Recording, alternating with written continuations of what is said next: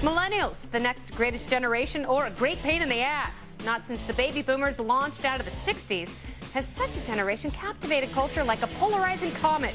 Older critics say these damn kids, born between roughly 1980 and 2000, are needy, lazy do-nothings who have been coddled to the point of uselessness. Fresher experts see these whippersnappers using technology and drive to craft themselves into well-branded post-partisan powerhouses. I say, enough of the speculating. Let's talk to some of these bastards. This is The Independence, the Millennial Edition.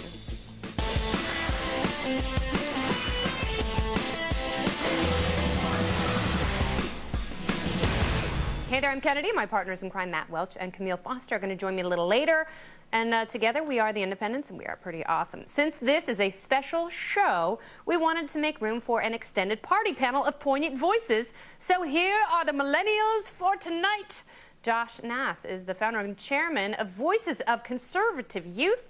Jill Filipovich is a blogger for Feminista, which is very sexy, and you should go there. Sebastian Ray is the director of the Film Lone Prophet and founder of the 30 Under 30 Film Festival. And Andrew Carell, editor-in-chief of Mediaite. He's freshly scrubbed, and this is a group of Generation Nexters. You're all sexy and amazing. Or are you a bunch of lazy basement dwellers?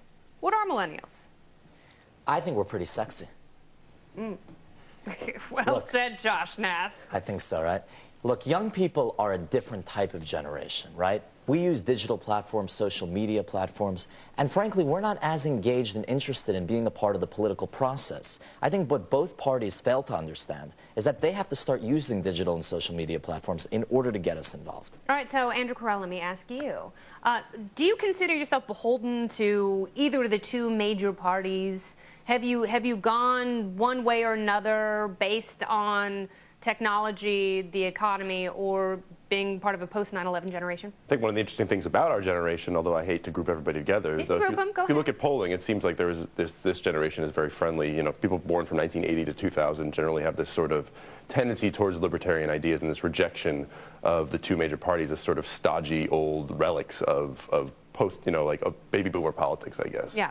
And I think that we see that as those two parties have led us into a lot of the problems we have now, overcriminalization, two massive wars, a whole bunch of other problems, and we see that as we want to shrug that. We want to get rid of that. All right, so let's take a look at the generational breakdown. Millennials, of course, we're saying are born between 1980 and 2000, and there you go, Gen Xers sandwiched in between two exciting generations, millennials and baby boomers, and there's Gen Xers just stinking up the joint. All right, so the way I see it, it is technology. It is a bad economy. It is the post-9/11 world. What do you think is, of those three, and of course you can lump any others in there, what's the most defining for you, Jill? I would say definitely technology. The way that we communicate now, the way that we make friendships, the way we date, the way we stay in touch with our families, so much of that is happening online. And I think one thing that older generations kind of fail to appreciate is that our online lives are as much our real lives as their in-person lives were 20 or 30 or 40 years ago. They think because of that you're disconnected, though. I mean, exactly. that's one of the cultural criticisms that this generation gets, is everyone always has their nose in a smartphone and they don't know how to make human contact. What do you say to that? I think that's actually the opposite of what's going on. I think one thing that's so incredible about the technology that we're using today is that we're able to make connections across gaps that were previously completely unbridgeable. I mean, I run a feminist website, and we have commenters and community members that are from all over the world that are doing feminist actions in their home countries. You know, they're not just women that live on your block or that live in your neighborhood. There's such a plethora of individuals that are communicating via Twitter, via Facebook, in internet chats, on Reddit, wherever, that you can really have these great, expansive, and diverse conversations that weren't possible a generation or two ago. Okay, now, I mean, I've sort of broken it down into three areas, Sebastian, but you see immigration as being a defining element of this generation. Am I missing that when I talk about the bad economy, post-9/11, and technology? Do you think immigration is as important? Yes, I think immigration is very important in this generation because especially after Obama passed the DACA Act, which allows undocumented students to stay in the United States and find work and eventually integrate into the economy. All right. So, and you're really the only one here because, we're talking about post-partisanism, talking about feminism. You're the only one who will really define yourself as a conservative. Does that mean that you are beholden to the Republican Party? I think the Republican Party has screwed up more than anything and anybody over the course of the last few years. And that's a large part of our group and what we're trying to do. We're trying to change the way young people perceive the Republican Party. But back to the libertarian question, I do call myself a conservative, but I'm for marriage equality. And I'm proudly a conservative. Oh, I thought you were saying marijuana equality, but you're for marriage equality. But you could combine the two. That'd be so clever.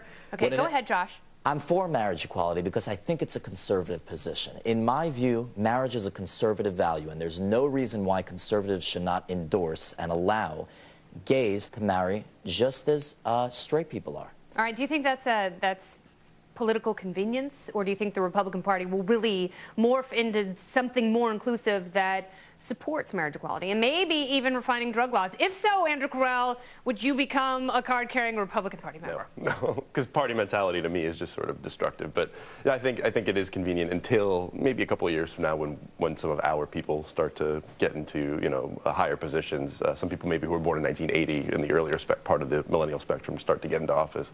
But I just don't see the Republican Party embracing these sort of young ideas because I think they are stuck in their ways, just like the Democrats are too. And it really is. I mean, we're seeing an interesting time because this show is called The Independents. I mean, we like to think that people are so fed up with the system that they're going either, you know, statist and progressive, or, you know, we hope libertarian, that the people are more involved in their own lives, their own decisions. Sebastian, do you see it, do you consider yourself to be one of those two? Are you independent? Are you progressive or libertarian? I would say I'm a liberal. I believe that everybody should have equal rights, and I believe that everybody should have the opportunity to achieve those rights.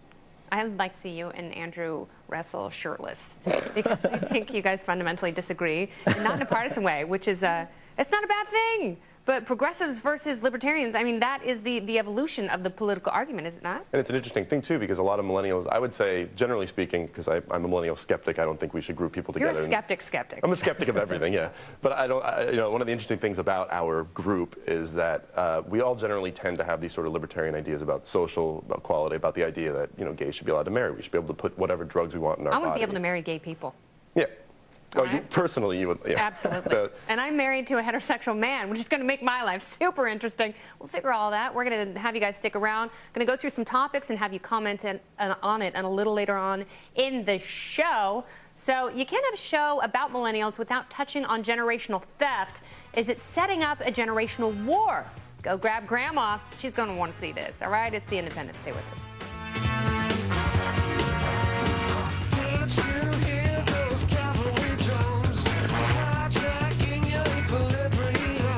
Safer America? How will changes impact the U.S. surveillance program? Ralph Peters on the next stops. Then, it's sick. New Obamacare glitches have patients scrambling. One business owner's nightmarish story on Cavuto. Details in our Powerful Prime Monday.